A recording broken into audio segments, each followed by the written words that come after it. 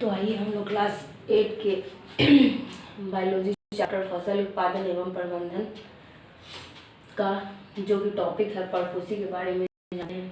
पिछले क्लासेस में यहाँ से बच गया था बताना।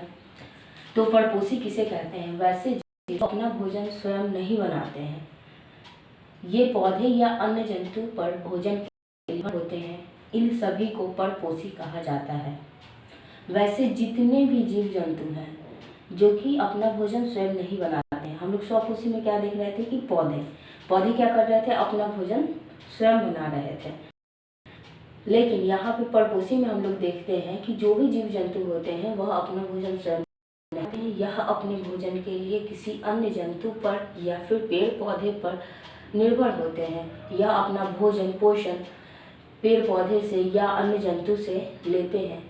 वैसे सभी जीव जंतुओं को परपोषी कहते हैं, जैसे मनुष्य हो गया, गाय हो गया, घोड़ा हो गया, शेर हो गया इत्यादि बहुत सारे होते हैं। परपोषी में भी कई प्रकार के होते हैं, शाकाहारी जीव, सर्वाहारी जीव, मांसाहारी जीव, ये सब हम लोग आगे देखेंगे। फसल क्या होता है?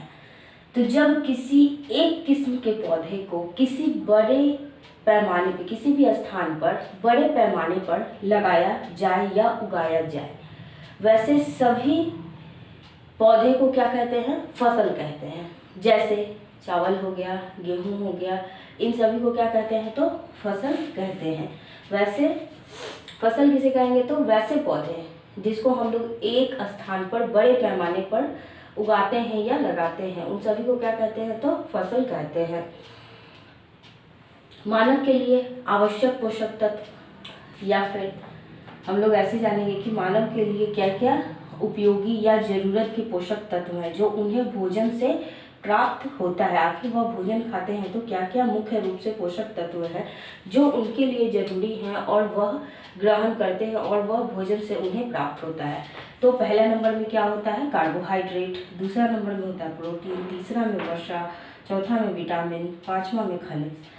तो ये 5 मुख्य पोषक तत्व हैं जो कि मनुष्य के लिए, मानव के लिए जरूरी हैं, जो उन्हें तरह तरह के फसल से, पेड़ से, फल से, सब्जी से आदि से बहुत सारा ऐसे पेड़ पौधे हैं जिनसे वह प्राप्त करते हैं। तो आइए हम लोग जानते हैं कि स्रोत क्या है। कार्बोहाइड्रेट के क्या स्रोत होंगे, प्रोटीन के क्या स्रोत होंगे, वसा के क्या स्रोत होंगे, विटामिन के क्या स्रोत होंगे।